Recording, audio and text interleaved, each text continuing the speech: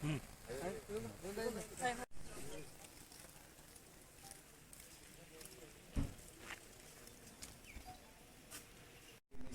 जाकर उनको अभी क्या हालत है और क्या सिचुएशन है और कोई प्रॉब्लम है क्या ये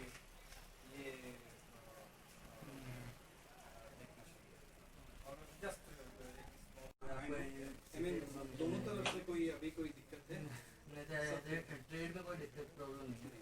वहाँ पे मोस्टली अपना सीमेंट वगैरह का होता है, वही सब हो रहा है। बाकी इंपोर्ट एक्सपोर्ट में कोई ऐसा इशू नहीं है। कोई इशू नहीं जो है वो अपना कस्टम इंडियन कस्टम था, बांग्लादेश कस्टम अपना देखेगा, तो जो भी पेपर वर्क होगा वो सीनियर अथॉरिटी अपना।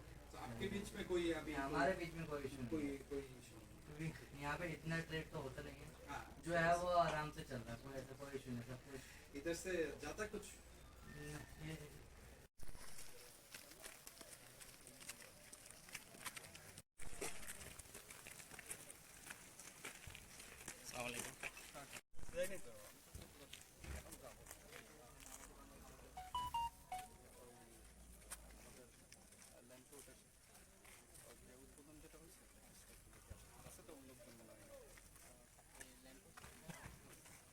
যাবে তো আপনারা গাইড করে নিয়ে যান। ঠিক আছে যাবেন ওনাদের একজন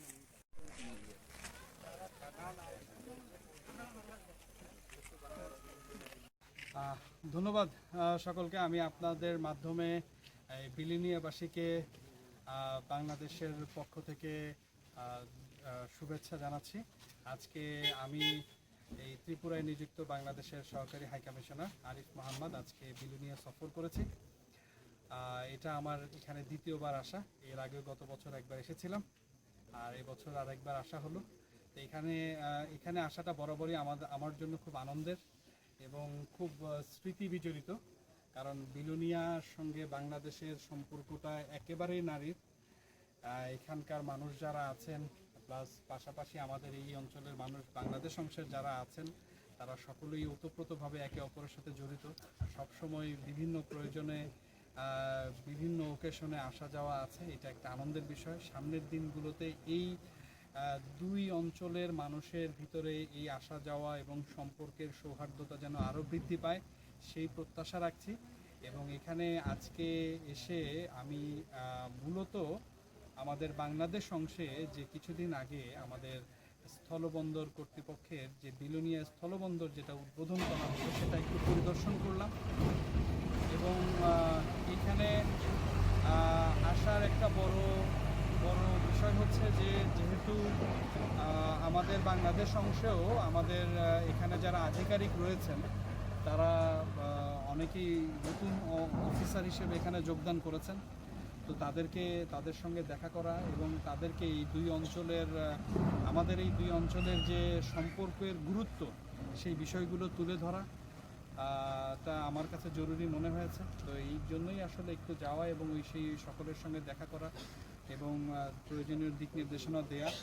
আমার যে আশা এবং যে বিশ্বাস যে বিগত এই 15 বছরে বর্তমানে আমাদের বাংলাদেশের মাননীয় প্রধানমন্ত্রী জননেত্রী শেখ হাসিনার নেতৃত্বে এবং ভারতের সুযোগ্য মাননীয় প্রধানমন্ত্রী নরেন্দ্র মোদীজির নেতৃত্বে গত 15 বছর এই ভারত বাংলাদেশের সম্পর্কের যে সোনালী অধ্যায় চলছে, তার একটা বড় অংশ ত্রিপুরা কেন্দ্রিক। এবং আমরা জানি যে এখন আমাদের সাবরুমের মাধ্যমে আমরা চিটাগাং কোর্টে যাচ্ছি। কিছুদিন আগে জাস্ট কয়েক সপ্তাহ পূর্বে আমরা আগরতলা থেকে আখাউড়া রেল সংযোগের উদ্বোধন করেছি। এখন সেই জায়গায় কার্গো ট্রেন কিংবা পরবর্তীতে প্যাসেঞ্জার ট্রেনের বিষয়ে এখন কাজ হচ্ছে। থেকে আগরতলার সঙ্গে এয়ার যোগাযোগের ব্যাপারে কাজ হচ্ছে। আমাদের বেলোনিয়ার সঙ্গে যে আমাদের যে ঐতিহাসিক যোগাযোগ, এটাকে পুনঃস্থাপিত করা, এটাও আমাদের একটা বড়, আমাদের দুই সরকারের যে লক্ষ্য, তার ভিতরে একটা বড় লক্ষ্য হচ্ছে এই সংযোগগুলোকে আবার পুনরুজ্জীবিত করা। তো আমি এখানে যেটা দেখতে আসছিলাম, যে আপনারা অবগত আছেন হয়তো, যে আমাদের এই বিলোনিয়া টু ফেনী এই সংযোগ সড়কটিকে 4 লেনে উন্নীত করার কাজের ব্যাপারে বাংলাদেশ অংশে বেশ অগ্রগতি হয়েছে। কিছুদিন পূর্বে টেন্ডার হয়েছে, তো তারাও আসছেন। এখন ওই অংশে তারা কাজের পর্যালোচনা করছেন। প্রাথমিক যে প্রস্তুতি সেগুলো সম্পন্ন হচ্ছে। আশা করি খুব শীঘ্রই এই রাস্তাটিকে 4 লেনে করার কাজ সম্পন্ন হবে।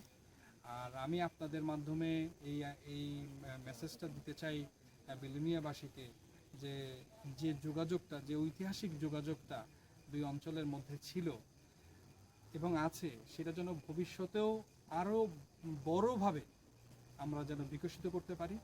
বিশেষ করে ব্যবসা বাণিজ্যের সম্প্রসারণটা আমরা যেন করতে পারি। এখন ভারতের নর্থ ইস্ট এখন আর সেই বিচ্ছিন্ন বা দূরবর্তী কোনো জায়গা নয়। এখন বাংলাদেশের মাধ্যমে যে সুযোগ, যে অবারিত সুযোগের দ্বার উন্মোচন হয়েছে, তাতে ত্রিপুরাকে এখন বলা হচ্ছে যে gateway of the north east, অর্থাৎ নর্থ ইস্টের প্রবেশদ্বার। সুতরাং এইখানে ব্যবসা বাণিজ্যের অনেক সম্ভাবনা রয়েছে। আশা করি এইটা বিলোনিয়াবাসী এবং তার বিশেষ করে নতুন প্রজন্ম যেন এই সুযোগটাকে খুব ভালোভাবে কাজে লাগান। ব্যবসা বাণিজ্যের সম্প্রসারণ যেন এই দিক থেকে অনেক বেশি হয়, সেই প্রত্যাশা রেখে আপনাদেরকে সবাইকে আবার ধন্যবাদ জানিয়ে শেষ করছি।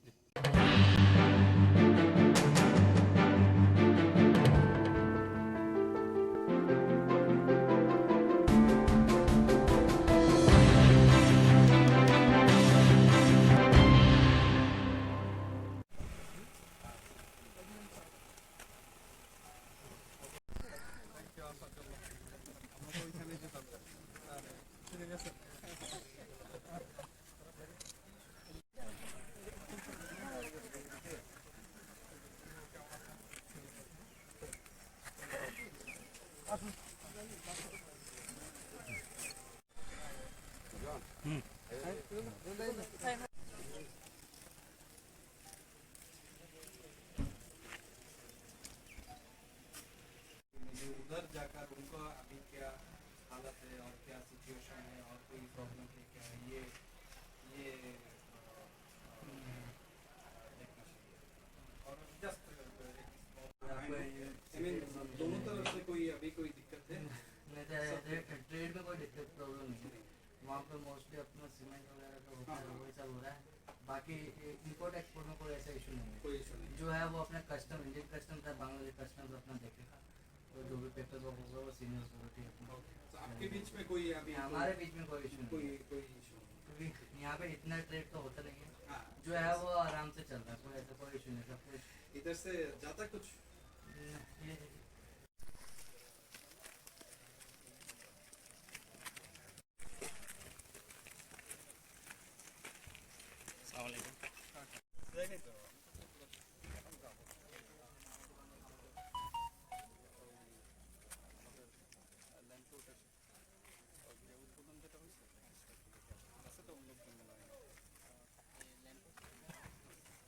যাবে তো আপনারা গাইড করে নিয়ে যান।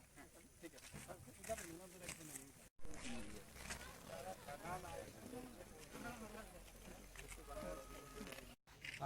ধন্যবাদ সকলকে। আমি আপনাদের মাধ্যমে বিলোনিয়াবাসীকে বাংলাদেশের পক্ষ থেকে শুভেচ্ছা জানাচ্ছি। আজকে আমি এই ত্রিপুরায় নিযুক্ত বাংলাদেশের সহকারী হাই কমিশনার আরিফ মোহাম্মদ আজকে বিলোনিয়া সফর করেছি। এটা আমার এখানে দ্বিতীয়বার আসা। এর আগে গত বছর একবার এসেছিলাম, আর এবছর আর একবার আসা হলো।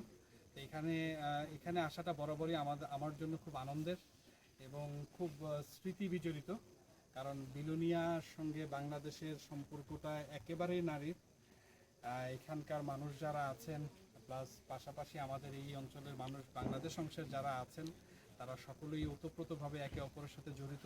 সবসময় বিভিন্ন প্রয়োজনে বিভিন্ন ওকেশনে আসা যাওয়া আছে। এটা একটা আনন্দের বিষয়। সামনের দিনগুলোতে এই দুই অঞ্চলের মানুষের ভিতরে এই আসা যাওয়া এবং সম্পর্কের সৌহার্দ্যতা যেন আরও বৃদ্ধি পায়, সেই প্রত্যাশা রাখছি। এবং এখানে আজকে এসে আমি মূলত আমাদের বাংলাদেশ অংশে যে কিছুদিন আগে আমাদের স্থলবন্দর কর্তৃপক্ষের যে বিলোনিয়া স্থলবন্দর যেটা উদ্বোধন করা হলো, সেটা একটু পরিদর্শন করলাম। এবং এখানে আসার একটা বড় বিষয় হচ্ছে যে যেহেতু আমাদের বাংলাদেশ অংশেও আমাদের এখানে যারা আধিকারিক রয়েছেন, তারা অনেকেই নতুন অফিসার হিসেবে এখানে যোগদান করেছেন। তো তাদের সঙ্গে দেখা করা এবং তাদেরকে এই দুই অঞ্চলের আমাদের এই দুই অঞ্চলের যে সম্পর্কের গুরুত্ব সেই বিষয়গুলো তুলে ধরা তা আমার কাছে জরুরি মনে হয়েছে। তো এই জন্যই আসলে একটু যাওয়া এবং সেই সকলের সঙ্গে দেখা করা এবং প্রয়োজনীয় দিক নির্দেশনা দেয়া। আমার যে আশা এবং যে বিশ্বাস যে বিগত এই 15 বছরে বর্তমানে আমাদের বাংলাদেশের মাননীয় প্রধানমন্ত্রী জননেত্রী শেখ হাসিনার নেতৃত্বে এবং ভারতের সুযোগ্য মাননীয় প্রধানমন্ত্রী নরেন্দ্র মোদীজির নেতৃত্বে গত 15 বছর এই ভারত বাংলাদেশের সম্পর্কের যে সোনালী অধ্যায় চলছে তার একটা বড় অংশ ত্রিপুরা কেন্দ্রিক। এবং আমরা জানি যে এখন আমাদের সাবরুমের মাধ্যমে আমরা চিটাগাং কোর্টে যাচ্ছি। কিছুদিন আগে জাস্ট কয়েক সপ্তাহ পূর্বে আমরা আগরতলা থেকে আখাউড়া রেল সংযোগের উদ্বোধন করেছি। এখন সেই জায়গায় কার্গো ট্রেন কিংবা পরবর্তীতে প্যাসেঞ্জার ট্রেনের বিষয়ে এখন কাজ হচ্ছে। থেকে আগরতলার সঙ্গে এয়ার যোগাযোগের ব্যাপারে কাজ হচ্ছে। আমাদের বেলোনিয়ার সঙ্গে যে আমাদের যে ঐতিহাসিক যোগাযোগ এটাকে পুনঃস্থাপিত করা, এটাও আমাদের একটা বড়, আমাদের দুই সরকারের যে লক্ষ্য তার ভিতরে একটা বড় লক্ষ্য হচ্ছে এই সংযোগগুলোকে আবার পুনরুজ্জীবিত করা। তো আমি এখানে যেটা দেখতে আসছিলাম যে আপনারা অবগত আছেন হয়তো যে আমাদের এই বিলুনিয়া টু ফেনী এই সংযোগ সড়কটিকে 4 লেনে উন্নীত করার কাজের ব্যাপারে বাংলাদেশ সংসদে অগ্রগতি হয়েছে। কিছুদিন পূর্বে টেন্ডার হয়েছে, তো তারাও আসছেন। এখন ওই অংশে তারা কাজের পর্যালোচনা করছেন। প্রাথমিক যে প্রস্তুতি সেগুলো সম্পন্ন হচ্ছে। আশা করি খুব শীঘ্রই এই রাস্তাটিকে 4 লেনে করার কাজ সম্পন্ন হবে। আর আমি আপনাদের মাধ্যমে এই মেসেজটা দিতে চাই বিলুনিয়াবাসীকে যে যোগাযোগটা, যে ঐতিহাসিক যোগাযোগটা দুই অঞ্চলের মধ্যে ছিল এবং আছে, সেটা যেন ভবিষ্যতেও আরও বড়ভাবে আমরা যেন বিকশিত করতে পারি। বিশেষ করে ব্যবসা বাণিজ্যের সম্প্রসারণটা আমরা যেন করতে পারি। এখন ভারতের নর্থ ইস্ট এখন আর সেই বিচ্ছিন্ন বা দূরবর্তী কোনো জায়গা নয়। এখন বাংলাদেশের মাধ্যমে যে সুযোগ, যে অবারিত সুযোগের দ্বার উন্মোচন হয়েছে, তাতে ত্রিপুরাকে এখন বলা হচ্ছে যে gateway of the north east, অর্থাৎ নর্থ ইস্টের প্রবেশদ্বার। সুতরাং এইখানে ব্যবসা বাণিজ্যের অনেক সম্ভাবনা রয়েছে।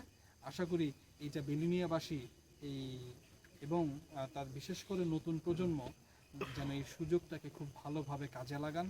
ব্যবসা বাণিজ্যের সম্প্রসারণ যেন এই দিক থেকে অনেক বেশি হয়, সেই প্রত্যাশা রেখে আপনাদেরকে সবাইকে আবার ধন্যবাদ জানিয়ে শেষ করছি।